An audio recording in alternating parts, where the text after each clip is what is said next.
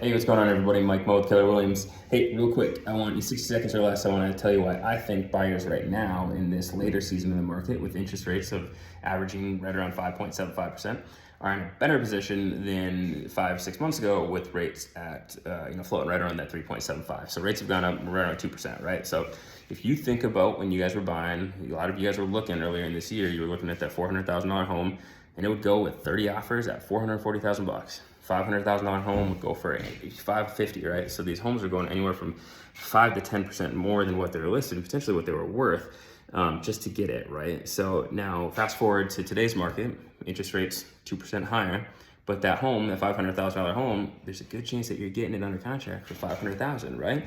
So if you think about that over the long term, what is the difference? $550,000 payment at 3.75, a $500,000 payment at 5.75. It's a difference of about $352 a month, right? It's higher when you're paying obviously $500,000 at 5.75. You're paying about $350 more a month. But if you think about that $50,000 more that you paid for that home, what is that $50,000 divided by 352? How many years does it break even at a lower interest rate to make up for the fact that you paid $50,000 more than what that home was listed for, what it's worth? It's about 11.8 years, 12 years, right? So the average person lives in their home for 7 to 8 years.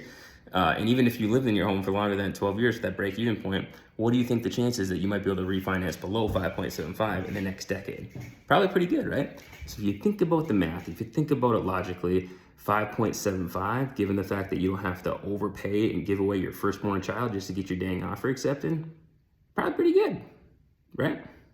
Yeah, it's not a bad deal buying in this market, and interest rates, potentially, you always have the option to refinance, right? So as they say, marry the home, date the rate, not a bad deal.